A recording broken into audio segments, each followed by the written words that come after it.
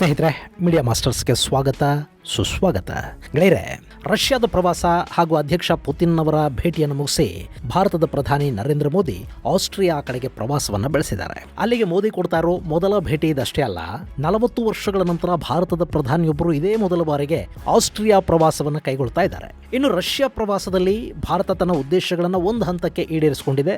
Russia ಹಾಗೂ ಭಾರತದ ಸಂಬಂಧ ಸರ್ವಕಾಲೀನ ಅನ್ನೋದನ್ನ ಒಂದು ಕಡೆ ಪಶ್ಚಿಮಕ್ಕೆ, ಮತ್ತೊಂದು ಕಡೆ ಚೈನಾಗೆ ಭಾರತ ತೋರಿಸ್ಕೊಟ್ಟಿದೆ. ಪುತಿನ್ ಚೈನಾ ಪ್ರವಾಸ ಮುಗಿಸಿ ಬಂದ ಬೆನ್ನಲ್ಲೇ ಚೈನಾದ ಬದ್ಧ ಶತ್ರು ಅನ್ನಿಸ್ಕೊಂಡ ಭಾರತದ ಪ್ರಧಾನಿ ರಷ್ಯಾಗೆ ಪ್ರವಾಸ ಕೈಗೊಳ್ಳೋದು ಮತ್ತು ಹಾರ್ದಿಕ ಸ್ವಾಗತದ ಜೊತೆಗೆ ಪುತಿನ್ ಜೊತೆ ಮಾತುಕತೆಯನ್ನು ನಡೆಸಿ ಯುದ್ಧ ಬೇಡ, ಇನ್ನು ಸಾಕು ನಿಲ್ಲಿಸಿ ಅಂತ ಮತ್ತೆ ಹೇಳುವುದು, ಭಾರತ ನಮ್ಮ ಸರ್ವಕಾಲಿಕ ಮಿತ್ರ ಅಂತ ರಷ್ಯಾದಿಂದ ಹೇಳಿಸ್ಕೊಳ್ಳೋದು, ಇದೆಲ್ಲ ಚೈನಾ ಹಾಗೂ ಅಮೆರಿಕ ಎರಡಕ್ಕೂ ಭಾರತ ಕೊಡ್ತಾ ಇರೋ ಒಂದು ಸಂದೇಶ. ನಾವು ಯುದ್ಧ ಪ್ರಿಯರಲ್ಲ, ಶಾಂತಿ ಪ್ರಿಯರು ಅಂತ ಹೇಳ್ತಾ ನಮ್ಮ ವಿದೇಶಾಂಗ ನೀತಿಗಳನ್ನ, ನಮ್ಮ ಸ್ನೇಹಿತರ ಆಯ್ಕೆಯನ್ನ ಯಾರೊಬ್ಬರು ನಿರ್ದೇಶಿಸೋದಕ್ಕೆ, ನಿಯಂತ್ರಿಸೋದಕ್ಕೆ ಸಾಧ್ಯ ಇಲ್ಲ. ಆ ವಿಷಯದಲ್ಲಿ ನಾವು ಸರ್ವತಂತ್ರ ಸ್ವತಂತ್ರರು ಮತ್ತು ನಮ್ಮ ನೀತಿಯನ್ನು ನಾವು ಆಚರಣೆಗೆ ತರ್ತಾ ಹೋಗ್ತೀವಿ ಅನ್ನೋ ಸಂದೇಶವನ್ನ ಇಲ್ಲಿ ಭಾರತ ಜಗತ್ತಿಗೆ ಕೊಡ್ತಾ ಇದೆ.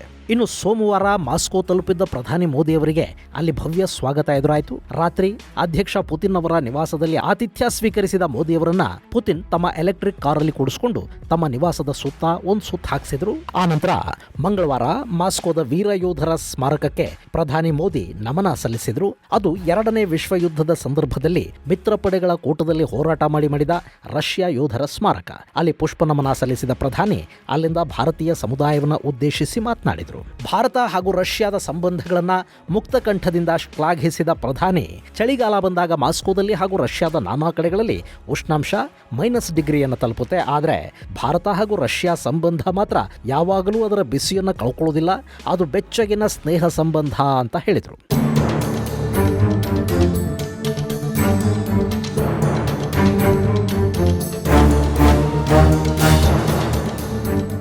ಗೆಳೆಯರೆ, ರಷ್ಯಾ ಮತ್ತು ಭಾರತದ ಸಂಬಂಧ ಒಂಥರ ಸರ್ವಕಾಲೀನ ಅಂತ ಹೇಳಿದ್ರೆ ತಪ್ಪಾಗೋದಿಲ್ಲ. ರಷ್ಯಾ ಆಗೋ ಮೊದಲು ಅಂದ್ರೆ ಸೋವಿಯತ್ ಕಾಲದಿಂದ ಕೂಡ ಭಾರತದ ಜೊತೆಗೆ ಅತ್ಯುತ್ತಮ ಸಂಬಂಧಗಳನ್ನ ಇಟ್ಕೊಂಡಿದೆ. ಬಹಳಷ್ಟು ಜನಕ್ಕೆ ಗೊತ್ತಿರಲಿಕ್ಕಿಲ್ಲ, ಇವತ್ತು ಭಾರತ ಜಗತ್ತಿನ ಅತಿದೊಡ್ಡ ಹಾಲು ಉತ್ಪಾದಕ ದೇಶ ಅಲ್ವಾ. ನಾವು ಇಡೀ ಜಗತ್ತಿನ ಹಾಲು ಉತ್ಪಾದನೆ ಏನಿದೆ ಅದರಲ್ಲಿ 20%ಕ್ಕಿಂತ ಹೆಚ್ಚು ಹಾಲನ್ನು ಉತ್ಪಾದನೆ ಮಾಡ್ತೀವಿ. ಆಫ್ಕೋರ್ಸ್ ನಮ್ಮಲ್ಲಿ ಜನಸಂಖ್ಯೆ ಕೂಡ ಹೆಚ್ಚಿದೆ, ಹೀಗಾಗಿ ನಮಗೆ ಹೆಚ್ಚಿನ ಹಾಲು ಕೂಡ ಬೇಕಾಗುತ್ತೆ. ಆದ್ರೆ ಭಾರತಕ್ಕೆ ಸ್ವಾತಂತ್ರ್ಯ ಬಂದ ದಿನಗಳಲ್ಲಿ ನಮ್ಮ ಪರಿಸ್ಥಿತಿ ಹೀಗಿರಲಿಲ್ಲ. ಭಾರತವನ್ನು ಅವತ್ತು ಬ್ರಿಟಿಷರು ಎಲ್ಲ ಕ್ಷೇತ್ರಗಳಲ್ಲಿ ಬರ್ಬಾದೆಬ್ಬಿಸಿ ಹೋಗಿದ್ರಲ್ಲ. ನಾವು ನಿರಂತರ ಬರ ಹಾಗೂ ಬಡತನಕ್ಕೆ, ಆಹಾರದ ಕೊರತೆಗೆ ಬಿದ್ದಿದ್ದ ದಿನಗಳವು. ಅವತ್ತಿಗೆ ಭಾರತ ಸುಮಾರು 55,000 ಟನ್ನಷ್ಟು ಹಾಲಿನ ಪುಡಿಯನ್ನ ಹೊರಗಿನಿಂದ ಆಮದು ಮಾಡ್ಕೊಳ್ತಾ ಇತ್ತು. ಅಂದ್ರೆ ಭಾರತದಲ್ಲಿ ಹಾಲಿನ ಕೊರತೆ ಅನ್ನೋದು ಯಾವ ಮಟ್ಟಕ್ಕಿತ್ತವತ್ತು ಅನ್ನೋದನ್ನ ಒಮ್ಮೆ ಯೋಚನೆ ಮಾಡಿ ನೋಡಿ. ಆ ದಿನಗಳಲ್ಲಿ ಅಂದ್ರೆ 1960ರಲ್ಲಿ ಭಾರತದ ಪ್ರಧಾನಿ ಜವಾಹರ್ಲಾಲ್ ನೆಹರು ತಮ್ಮ 2ನೇ ಅಧಿಕೃತ ರಷ್ಯಾ ಪ್ರವಾಸವನ್ನು ಕೈಗೊಳ್ತಾರೆ. ಆಗ ರಷ್ಯಾ ಭಾರತದ ಪ್ರಧಾನಿಗೆ ಕೊಟ್ಟ ಗಿಫ್ಟ್ ಏನು ಗೊತ್ತಾ? ಅಲ್ಲಿನ ಅತಿ ಹೆಚ್ಚು ಹಾಲು ಕರೆಯುವ ತಳಿಯ ಗೋಮಾತೆಯನ್ನ. ಆನಂತರ ಅಂದ್ರೆ ಭಾರತದಲ್ಲಿ ನೆಹರು ಯುಗ ಮುಗಿದು ಲಾಲ್ ಬಹದ್ದೂರ್ ಶಾಸ್ತ್ರಿ ಅವರು ಪ್ರಧಾನಿಯಾಗಿದ್ದ ಕಾಲದಲ್ಲಿ ನಮ್ಮಲ್ಲಿ ಕ್ಷೀರ ಕ್ರಾಂತಿ, ಹಸಿರು ಕ್ರಾಂತಿಗಳು ಆರಂಭ ಆದವು. ಆಪರೇಷನ್ ಫ್ಲಡ್ ಅನ್ನೋದು ಆನಂತರ ವೈಟ್ ರೆವಲ್ಯೂಷನ್ ಆಗಿ ನಮ್ಮಲ್ಲಿ ಕ್ಷೀರ ಕ್ರಾಂತಿನೇ ಶುರುವಾಯಿತು. ಅದರ ಪರಿಣಾಮ ಏನು ಅನ್ನೋದನ್ನ ನಾವಿವತ್ತು ನೋಡ್ತಾ ಇದ್ದೀವಿ. ಭಾರತದಲ್ಲಿ ಜಗತ್ತಿನ ಅತಿ ಹೆಚ್ಚು ಹಾಲು ಉತ್ಪಾದನೆಯನ್ನ ಮಾಡ್ತಾ ಇದ್ದೀವಿ. ಅದಕ್ಕೆ ಸ್ಫೂರ್ತಿಯಾಗಿದ್ದು ರಷ್ಯಾ ಅಂದ್ರೆ ಖಂಡಿತ ತಪ್ಪಲ್ಲ. ಹೀಗೆ ಅತಿ ಹೆಚ್ಚು ಕ್ಷೀರ ಕೊಡುವ ಗೋಮಾತೆಯನ್ನ ಸಿಂಬಾಲಿಕ್ ಆಗಿ ಭಾರತದ ಪ್ರಧಾನಿಗೆ ಗಿಫ್ಟ್ ಮಾಡಿದ್ದ ರಷ್ಯಾ 1971ರ ಸಮಯದಲ್ಲಿ ಭಾರತಕ್ಕೆ ಮಾಡಿದ ದೊಡ್ಡ ಸಹಾಯ ಎಂಥದ್ದು ಅನ್ನೋದು ನಿಮಗೆ ಗೊತ್ತಿದೆ. ಅವತ್ತಿಗೆ ಇಂದಿರಾ ಗಾಂಧಿ ಭಾರತದ ಪ್ರಧಾನಿ. ಬಾಂಗ್ಲಾ ವಿಮೋಚನೆಗೆ ಇಂದಿರಾ ಟೊಂಕ ಕಟ್ಟಿ ನಿಂತು ಬಿಟ್ಟಿದ್ರು. ಪಾಕಿಸ್ತಾನದ ಪರ ಅಮೆರಿಕ ನಿಂತುಕೊಳ್ತು. ಯಾವುದೇ ಕಾರಣಕ್ಕೂ ಪಾಕಿಸ್ತಾನದಿಂದ ಬಾಂಗ್ಲಾದೇಶ ವಿಭಜನೆ ಆಗಬಾರದು ಅಂತ ಅಮೆರಿಕದ ಅಧ್ಯಕ್ಷ ನಿಕ್ಸನ್ ಆದೇಶವನ್ನು ಕೊಟ್ಟರು.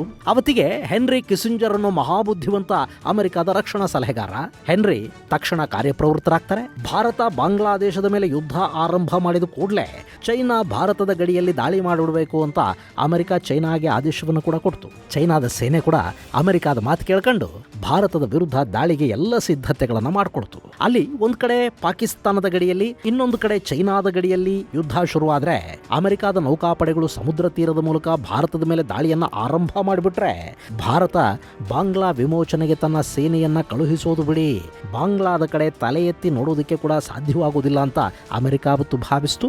ಮತ್ತು ಅದಕ್ಕಾಗಿ ಅಮೆರಿಕದ ಯುದ್ಧ ನೌಕೆ ಕೂಡ ಬಂಗಾಳ ಕೊಲ್ಲಿಯ ಕಡೆಗೆ ಬಂತು. ಅದರ ಜೊತೆಗೆ ಬ್ರಿಟನ್ ತನ್ನ ಯುದ್ಧ ನೌಕೆಯನ್ನ ಭಾರತದ ವಿರುದ್ಧ ಪಾಕಿಸ್ತಾನಕ್ಕೆ ಸಹಾಯ ಮಾಡೋದಕ್ಕೆ ಕಳುಹಿಸಿಕೊಡ್ತು. ಆ ಸಂದರ್ಭದಲ್ಲಿ ಭಾರತಕ್ಕೆ ಆಸರೆಯಾಗಿ ನಿಂತಿದ್ದು ರಷ್ಯಾದ ಫ್ಲೀಟ್.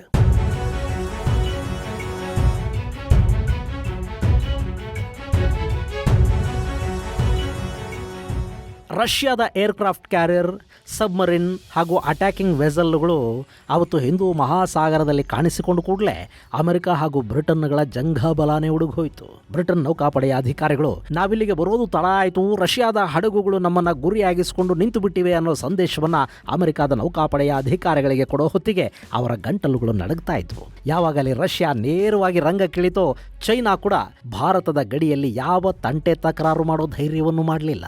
ಬಾಂಗ್ಲಾ ವಿಭಜನೆ ಅನ್ನೋದು ಅಂದುಕೊಂಡ ಹಾಗೆ ಸುಲಲಿತವಾಗಿ ನಡೆದು ಹೋಯಿತು. ಭಾರತ ಪಾಕಿಸ್ತಾನದ ಸುಮಾರು 93,000 ಸೈನಿಕರನ್ನ ಮಂಡಿಯೂರೋ ಹಾಗೆ ಮಾಡ್ತು, ಅವರನ್ನು ಶರಣಾಗತರನ್ನಾಗಿ ಮಾಡಿಕೊಳ್ತು. ಅಲ್ಲಿಗೆ ಪಾಕಿಸ್ತಾನ ಇಬ್ಬಾಗ ಆಯಿತು. ಅವತ್ತು ಭಾರತಕ್ಕೆ ರಷ್ಯಾ ಮಾಡಿದ ಸಹಾಯ ಇದೆಯಲ್ಲ, ನಿಜಕ್ಕೂ ಅದು ಸ್ಮರಣಾರ್ಹ. ಅವತ್ತು ಅಮೆರಿಕದ ಅಧ್ಯಕ್ಷ ನಿಕ್ಸನ್ ಯಾವ ಮಟ್ಟಕ್ಕೆ ಭಾರತದ ವಿರುದ್ಧ ಕನ್ನಲಿ ಕೂತಿದ್ದ ಅಂದರೆ, ಭಾರತದ ಮೇಲೆ ಬರೀ ಚೈನಾ, ಪಾಕಿಸ್ತಾನ ಹಾಗೂ ಸಮುದ್ರಗಳ ಮೂಲಕ ಅಮೆರಿಕ, ಬ್ರಿಟನ್ ನೌಕಾಪಡೆಗಳು ದಾಳಿ ಮಾಡೋದಷ್ಟೇ ಅಲ್ಲ, ಭಾರತದಲ್ಲಿ ಬರ ಪರಿಸ್ಥಿತಿ ನಿರ್ಮಾಣ ಆಗಬೇಕು, ಭಾರತಕ್ಕೆ ಆಹಾರ ಧಾನ್ಯಗಳ ಸರಬರಾಜು ಕೂಡ ನಿಂತು ಹೋಗಿ ಭಾರತೀಯರು ಹಸಿವಿನ ಸುಳಿಗೆ ಸಿಲುಕಿಕೊಳ್ಳೋ ಹಾಗಾಗಬೇಕು ಮತ್ತು ಆ ಮೂಲಕ ಇಂದಿರಾ ಗಾಂಧಿಯ ಸೊಕ್ಕು ಮುರಿಯಬೇಕು ಅಂತ ಆತ ಅಬ್ಬರಿಸಿದ್ನಂತೆ.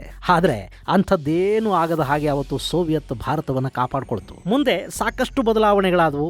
ಈ ಕಾಲಚಕ್ರ ಅನ್ನೋದು ಒಂದೇ ಥರ ಇರೋದಿಲ್ಲ ನೋಡಿ. ಆಫ್ಘನಿಸ್ತಾನದ ಯುದ್ಧದಲ್ಲಿ ಸೋವಿಯತ್ಗೆ ಪರಾಭವ ಉಂಟಾಯಿತು. ಸೋವಿಯತ್ ಒಡೆದು ರಷ್ಯಾ ಪ್ರತ್ಯೇಕ ದೇಶ ಕೂಡ ಆಯಿತು. ಈಗಿನ ಪರಿಸ್ಥಿತಿ ಹೇಗಿದೆ ಅಂದರೆ, ಅವತ್ತು ಅಮೆರಿಕಾಗೆ ಹತ್ತಿರ ಇದ್ದು ಪಾಕಿಸ್ತಾನ ಚೈನಾದ ನೆರಳಿಗೆ ಹೋಗಿದೆ. ಚೈನಾ ಅಮೆರಿಕಾದ ವಿರುದ್ಧ ನಿಂತಿದೆ. ರಷ್ಯಾದ ಶಕ್ತಿ ಕಡಿಮೆ ಆಗಿದೆ. ರಷ್ಯಾದ ಜೊತೆಗಿದ್ದ ಭಾರತ ಅಮೆರಿಕಾದ ಸ್ನೇಹವನ್ನು ಬೆಳೆಸ್ಕೊಂಡಿದೆ. ಹಾಗೆ ರಷ್ಯಾನ ಕೂಡ ದೂರ ಮಾಡೋದಕ್ಕೆ ಹೋಗಿಲ್ಲ. ಅಮೆರಿಕಾದ ಜೊತೆ ರಕ್ಷಣಾ ಸಂಬಂಧಗಳಿವೆ, ರಷ್ಯಾದ ಜೊತೆ ಭಾರತಕ್ಕೆ ಪಾಲುದಾರಿಕೆಗಳಿವೆ. ಅಮೆರಿಕಾದ ಕ್ವಾಡಲ್ಲಿ ಭಾರತ ಸದಸ್ಯ, ಆದರೆ ರಷ್ಯಾದ ಜೊತೆಗೆ ವ್ಯಾಪಾರ ಸಂಬಂಧಗಳನ್ನು ಮುರ್ಕೊಂಡಿಲ್ಲ. ಇದನ್ನೇ ಮೋದಿ ಪುತಿನ್ ಅವರ ಜೊತೆಗಿನ ಮಾತುಕತೆಗಳ ಸಂದರ್ಭದಲ್ಲಿ ಕೂಡ ನೆನಪು ಮಾಡಿಕೊಂಡಿದ್ದಾರೆ. ಭಾರತದ ಇಂಧನ ಕೊರತೆಯನ್ನ ನೀಗಿಸಿದ್ದು ರಷ್ಯಾ ಅಂತ ಹೇಳೋದರ ಜೊತೆಗೆ ಯಾರ ಒತ್ತಡಗಳಿಗೂ ಒಳಗಾಗದೆ ರಷ್ಯಾ ಜೊತೆ ವ್ಯಾಪಾರ ಮಾಡೋ ಮೂಲಕ ಭಾರತ ರಷ್ಯಾದ ರಫ್ತು ಮಾರುಕಟ್ಟೆಗೆ ಯಾವ ತೊಂದರೆಯೂ ಆಗದ ಹಾಗೆ ನೋಡಿಕೊಳ್ತು ಅನ್ನೋ ಮಾತನ್ನು ಕೂಡ ಪುತಿನ್ಗೆ ಮೋದಿ ಹೇಳಿದ್ದಾರೆ. ಇಲ್ಲಿ ಎರಡೂ ಕೂಡ ನಿಜಾನೇ. ರಷ್ಯಾದಿಂದ ಭಾರತ ತೈಲ ಖರೀದಿ ಮಾಡದೇ ಇದ್ದಿದ್ರೆ ನಮ್ಮಲ್ಲಿ ತೈಲದ ಬೆಲೆ ಹೆಚ್ಚಾಗ್ತಾ ಹೋಗ್ತಾ ಇತ್ತು. ಅದನ್ನ ರಷ್ಯಾದ ತೈಲ ಖರೀದಿ ಮೂಲಕ ಭಾರತ ತಪ್ಪಿಸ್ತು. ಹಾಗೆ ಭಾರತದಂಥ ದೊಡ್ಡ ದೇಶ ಅಮೆರಿಕ ಹಾಗೂ ಪಶ್ಚಿಮದ ದೇಶಗಳ ಒತ್ತಡದ ನಡುವೆ ಕೂಡ ರಷ್ಯಾದ ಜೊತೆ ತೈಲ ಖರೀದಿ ಮಾಡೋ ಮೂಲಕ ಬೇರೆ ದೇಶಗಳಿಗೂ ರಷ್ಯಾ ಜೊತೆ ವ್ಯಾಪಾರವನ್ನು ಮುಂದುವರಿಸುವ ಧೈರ್ಯ ಬರೋ ಹಾಗೆ ಮಾಡ್ತು. ಇನ್ನು ಭಾರತ ರಷ್ಯಾದ ತೈಲವನ್ನು ಮತ್ತೆ ಪಶ್ಚಿಮದ ದೇಶಗಳಿಗೆ ರಫ್ತು ಮಾಡಿ ಅಲ್ಲಿನ ತೈಲದ ಕೊರತೆಯನ್ನು ಕೂಡ ಭಾರತ ಕಡಿಮೆ ಮಾಡ್ತು. ಆ ಮೂಲಕ ಭಾರತ ಇಡೀ ವಿಶ್ವವನ್ನು ತೈಲದ ವಿಷಯದಲ್ಲಿ ಕಾಪಾಡ್ತು.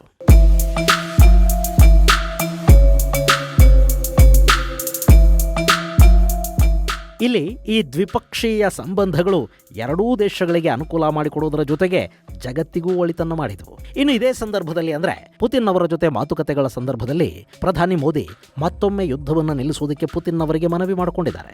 ಸಣ್ಣ ಮಕ್ಕಳ ಕೊಲೆ, ಸಾವುಗಳು ಹೃದಯ ವಿದ್ರಾವಕ ಹಾಗೂ ಅದು ತುಂಬಾ ಅಮಾನುಷ ಅನ್ನೋ ಮಾತುಗಳನ್ನು ಮೋದಿ ಪುತಿನ್ ಅವರಿಗೆ ಹೇಳಿದ್ದಾರೆ. ಅವರು ಈ ಮಾತು ಹೇಳುವ ಹಿಂದಿನ ದಿನ ಅಷ್ಟೇ ಯುಕ್ರೇನ್ ರಾಜಧಾನಿ ಕೀವ್ನ ಆಸ್ಪತ್ರೆಯ ಮೇಲೆ ರಷ್ಯಾದ ಮಿಸೈಲ್ ದಾಳಿ ನಡೆದಿತ್ತು. ಅಲ್ಲಿ ಸಾಕಷ್ಟು ಜನ ರೋಗಿಗಳು, ಮಕ್ಕಳು ಸಾವಿಗೀಡಾದ ವರದಿ ಕೂಡ ಬಂದಿತ್ತು. ಈ ಹಿನ್ನೆಲೆಯಲ್ಲಿ ಯುದ್ಧಗಳಲ್ಲಿ ಉಂಟಾಗುವ ನಾಗರಿಕ ಸಾವು ನೋವುಗಳ ಬಗ್ಗೆ ತಮ್ಮ ಆತಂಕ ಹಾಗೂ ದುಃಖವನ್ನು ವ್ಯಕ್ತಪಡಿಸಿದ ಮೋದಿ ಯುದ್ಧ ನಿಲ್ಲಿಸಿ ಮಾತುಕತೆಗಳನ್ನು ಆರಂಭಿಸಿ ಅನ್ನೋ ಸಲಹೆಯನ್ನ ಮತ್ತೆ ಪುತಿನ್ ಅವರಿಗೆ ಕೊಟ್ಟಿದ್ದಾರೆ. ಹಾಗೆ ಈ ಭೇಟಿಯ ಸಂದರ್ಭದಲ್ಲಿ ರಷ್ಯಾ ಸೇನೆಯಲ್ಲಿ ಬಲವಂತವಾಗಿ ಕೆಲಸ ಮಾಡ್ತಾ ಇರೋ ಭಾರತೀಯರ ಬಗ್ಗೆ ಕೂಡ ಚರ್ಚೆಗಳಾಗಿವೆ. ಭಾರತದ ನಾನಾ ರಾಜ್ಯಗಳ ಯುವಕರಿಗೆ ಕೆಲಸ ಕೊಡಿಸುವುದಾಗಿ ಹೇಳಿ ರಷ್ಯಾಗೆ ಕರ್ಕೊಂಡು ಹೋಗಿ ಅಲ್ಲಿ ಸೇನೆಯಲ್ಲಿ ಬಲವಂತವಾಗಿ ಸೇರ್ಪಡೆ ಮಾಡಿರೋ ಬಗ್ಗೆ ಕೆಲ ತಿಂಗಳ ಹಿಂದೆ ವಿಷಯ ಬಹಿರಂಗಗೊಂಡಿತು ಮತ್ತು ಯುಕ್ರೇನ್ ಕದನದಲ್ಲಿ ಇಬ್ಬರು ಭಾರತದ ಬಲವಂತದ ಯೋಧರು ಸಾವಿಗೀಡಾಗಿದ್ರು ಕೂಡ. ಇನ್ನು ಭಾರತದಲ್ಲಿ ಕೂಡ ಹಾಗೆ ಅಕ್ರಮವಾಗಿ ಯುವಕರನ್ನ ರಷ್ಯಾಗೆ ಸಾಗಾಣಿಕೆ ಮಾಡಿರುವ ಏಜೆಂಟರ ವಿರುದ್ಧ ತನಿಖೆಗಳು ಆರಂಭ ಆಗಿವೆ. ಇದುವರೆಗೆ ಸುಮಾರು 40 ಮಂದಿಯನ್ನ ಅಕ್ರಮವಾಗಿ ರಷ್ಯಾಗೆ ಕಳುಹಿಸಿಕೊಡಲಾಗಿದೆ ಅನ್ನೋದು ಗೊತ್ತಾಗಿದೆ. ಆದರೆ ಅದರಲ್ಲಿ ಎಲ್ಲರೂ ಸೇನೆಗೆ ಸೇರ್ಪಡೆ ಆಗಿಲ್ಲ. ಇನ್ನು ಕೆಲವರು ಬೇರೆ ಬೇರೆ ಕೆಲಸಗಳಲ್ಲಿ ಕೂಡ ನಿರತರಾಗಿದ್ದಾರೆ. ಇಲ್ಲಿ ಸೇನೆಗೆ ಬಲವಂತವಾಗಿ ಸೇರ್ಪಡೆಯಾಗಿರುವ ಭಾರತೀಯರನ್ನ ತಕ್ಷಣ ಬಿಡುಗಡೆ ಮಾಡಿ ಸ್ವದೇಶಕ್ಕೆ ಕಳುಹಿಸಿಕೊಡಿ ಅಂತ ಮೋದಿ ಪುತಿನ್ ಅವರಿಗೆ ಮನವಿ ಮಾಡಿಕೊಂಡ್ರು ಮತ್ತು ಆ ಮನವಿಗೆ ತಕ್ಷಣ ಸ್ಪಂದಿಸಿದ ರಷ್ಯಾ ಭಾರತೀಯರನ್ನ ಸೇನೆಯಿಂದ ಬಿಡುಗಡೆಗೊಳಿಸಿ ಅವರನ್ನು ವಾಪಸ್ಸು ಕಳುಹಿಸೋದಕ್ಕೆ ಒಪ್ಪಿ ಆ ಬಗ್ಗೆ ಕ್ರಮ ಕೈಗೊಳ್ಳೋದಕ್ಕೆ ಅಧ್ಯಕ್ಷ ಪುತಿನ್ ಆದೇಶವನ್ನು ಕೊಟ್ಟರು ಅಂತ ರಷ್ಯಾದಲ್ಲಿನ ಭಾರತೀಯ ರಾಜತಾಂತ್ರಿಕ ಅಧಿಕಾರಿಗಳು ತಿಳಿಸಿದ್ದಾರೆ. ಇದೆಲ್ಲದರ ನಡುವೆ ಎರಡೂ ದೇಶಗಳ ಅಧಿಕಾರಿಗಳ ಮಟ್ಟದ ನಿಯೋಗಗಳು ಒಂದಷ್ಟು ಒಪ್ಪಂದಗಳಿಗೆ ಸಹಿ ಹಾಕಿವೆ. ಈ ಭೇಟಿಯ ನಂತರ ಪ್ರಧಾನಿ ಮೋದಿ ಆಸ್ಟ್ರಿಯಾ ಪ್ರವಾಸವನ್ನು ಕೈಗೊಂಡಿದ್ದು 2 ದಿನಗಳ ಕಾಲ ಅವರು ಆಸ್ಟ್ರಿಯಾದಲ್ಲಿರ್ತಾರೆ. ಇದು ಗೆಳೆಯರೆ ಮೋದಿ ರಷ್ಯಾ ಭೇಟಿಯ ಒಂದಷ್ಟು ಹೈಲೈಟ್ಸ್. ಮುಂದಿನ ಸಂಚಿಕೆಯಲ್ಲಿ ಮತ್ತಷ್ಟು ವಿಶೇಷಗಳ ಜೊತೆ ಮತ್ತೆ ಭೇಟಿಯಾಗೋಣ. ಅಲ್ಲಿವರೆಗೆ ಜೈ ಹಿಂದ್, ಜೈ ಕರ್ನಾಟಕ.